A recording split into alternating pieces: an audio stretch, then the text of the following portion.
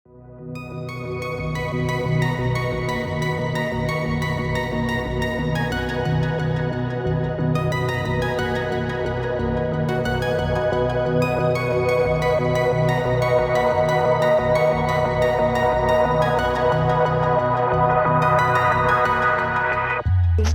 रुचि बहन शेयर करेंगे 27 से 76 की मुरली, 3 श्रेष्ठ ईश्वरीय वरदान।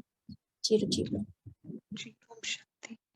तो इस मुरली को हम इसका जो आउटलाइन है वो इस तरीके से है।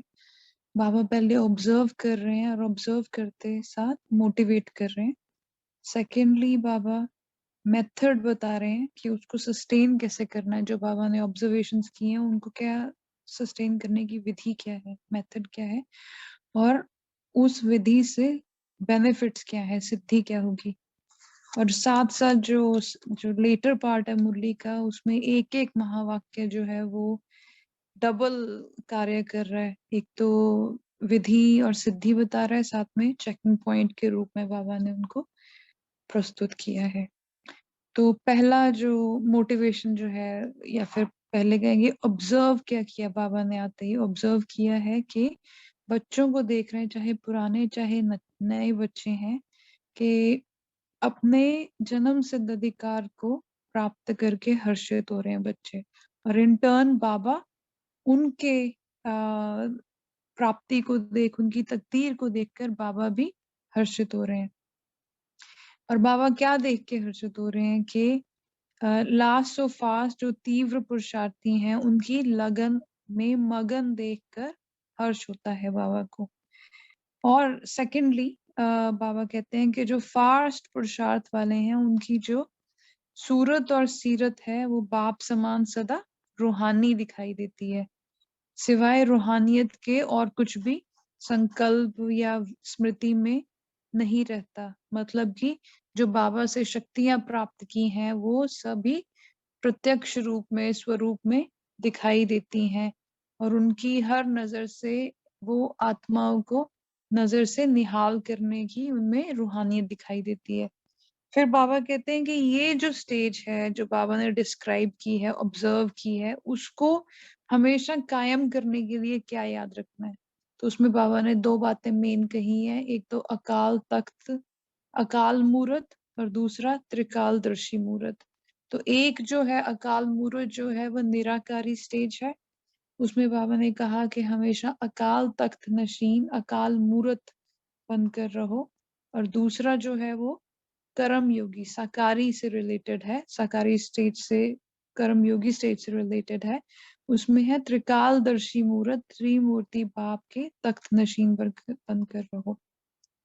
तो इस पे एक सेकंड के लिए फोकस करेंगे। जो निराकार स्टेज में बाबा ने कहा अकाल तख्त नशीन, अकाल मूरत, मतलब कि काल मतलब टाइम, अकाल मतलब बियॉन्ड टाइम। तो बियॉन्ड टाइम जो निराकार स्थिति है उसमें जो एक्सपीरियंस हमें होना चाहिए वो beyond time, beyond change, beyond temporariness का जो है, नथिंगनेस का, जीरो का अनुभव हम करें। सबसे परे एकदम डिटैच स्थिति जिसमें हम ड्रामा से बिल्कुल अलग, जो ओरिजिनल स्टेज है उसका एक्सपीरियंस।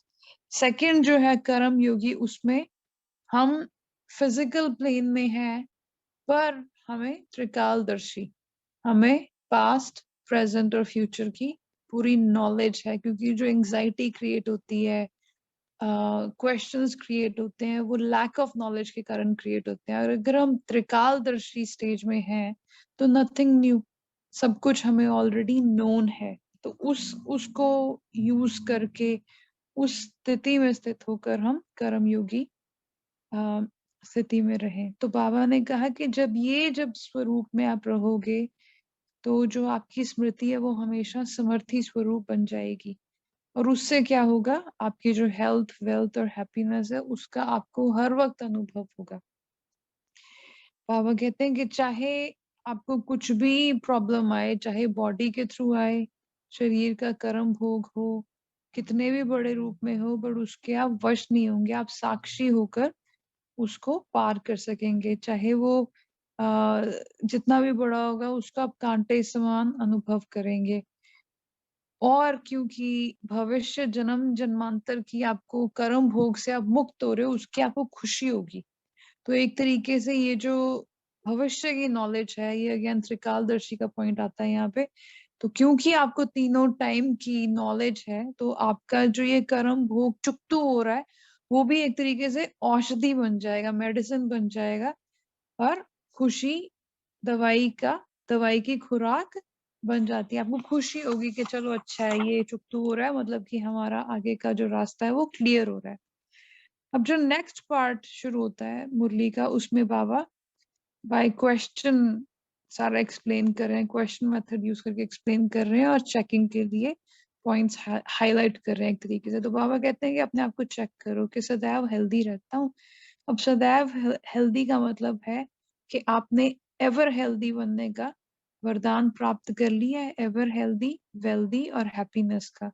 सदा काल का प्राप्त किया है या फिर अल्प काल का किया है, ये भी बाबा कहते हैं कि चेक करो कि हमेशा का है कि कभी कभी होता है, कि कभी कभी हो गए, चलो हेल्दी वेल्दी हैप्पी फील कर लिया, अच्छा योग लग गया, उसके बाद कोई प्रॉब्लम आई तो वो गायब हो जाता है, ऐसा तो नहीं है। तो बाबा फिर आगे कहते हैं कि एवर हेल्दी मतलब सर्व शक्तियों के खजाने से हमेशा भरपूर, हमेशा संपन्न। इसलिए बाबा फिर हमें रिमाइंड कराते हैं कि अप्राप्त कोई वस्तु नहीं, ये देवताओं के खजाने में ये तो गायन है ही है, लेकिन ब्राह्मणों से भी पहले कौन है श्रेष्ठ, सॉरी देवताओं से भी पहले कौन है, आप श्रेष्ठ ब्राह्मणों का गायन है। तो अप्राप्त कोई शक्ति नहीं ब्राह्मणों के खजाने में, इसको अगर अनुभव करते हो तो मतलब कि एवर वेल्दी हो। फिर बाबा ने कहा कि अब जो है एवर वेल्दी के साथ साथ क्या आप एवर हैप्पी मतलब कि सदा हर्षित भी अनुभव करते हो, प्रकृति या माया के आकर्षण में तो नहीं आते हो। तो सदा हर्षित, अगर ऐसा आकर्षण नहीं है तो हमेशा हर्षित रहेंगे। तो प्रकृति मतलब देह, देह के संबंध, और माया मतलब हमारे पुराने संस्कार, उनके आकर्षण में तो नहीं आते हो। तो फिर बाबा ने आगे कहा कि सदा हर्षित जो होंगे वो उनका हमेशा एक ही संकल्प उनके स्मृति में रहेगा, और ये आज का हम महामंत्र ले लेते हैं, जो पाना था सो पा लिया, पाने के लिए अब कुछ भी नहीं रहा। तो बाबा कहते हैं आपके जो संकल्प, ऐसे संकल्प में स्थित रहने वाले जो हैं वो हमेशा हैप्पी रहने वाले हैं, और उनकी निशानी ये होगी कि उनकी जो मन, वाणी और कर्म है, उसके द्वारा वो सदा सर्व आत्माओं को सदा खुशी का दान देते रहेंगे।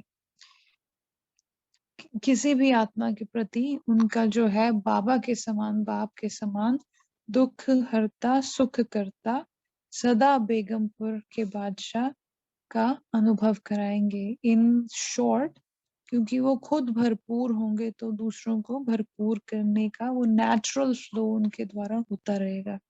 बादशाह अर्थात दाता। तो बाबा कहते हैं अपने संकल्पों के वाइब्रेशंस के द्वारा, रूहानी नजर के द्वारा, संपर्क द्वारा, अपने बोल के द्वारा उनके दुख और गम में रहने वाली आत्माओं को सुखी और खुशी का अनुभव करवा सकेंगे। उनका जो कर्तव्य होगा, है ना, जो ऐसी आत्माएं होंगी उनका कर्तव्य यही होगा कि सुख देना और सुख लेना। बाबा कहते हैं एवर हेल्दी वेल्दी हैप्पी आत्मा को देख सभी जो दुखी आत्माएं हैं वो सुख का स्वतः ही अनुभव करेंगे, क्योंकि वो वाइब्रेशंस निरंतर फैलते रहेंगे। अप्राप्त आत्मा जो होगी वो ऐसे दाता को देखकर प्राप्ति की खुशी से झूमने लगेंगे।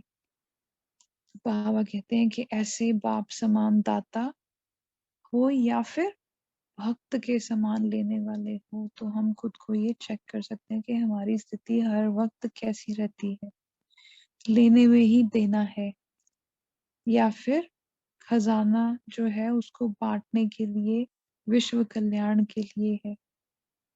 सॉरी, लेना है ही देने के लिए। तो बाबा से हम जो प्राप्त कर रहे हैं, जो ले रहे हैं, उसको हम साथ ही साथ देते जा रहे हैं। हम अपना योग भी चेक करें कि हमारा जो योग है, पहले बहनों ने भी शेयर किया, उसका जो ऑब्जेक्टिव है वो क्या है। फिर बाबा ने लास्ट में यही कहा है कि हर सेकंड लेने के साथ साथ देते रहो। इतने क्लीन हमारा जो है मन, इतनी क्लीन हमारी वृत्ति और स्मृति हो, इंटेलेक्ट हो कि हम हर वक्त देते रहें। अपना लेना और देना, बाबा कहते हैं इसका चेकिंग करो।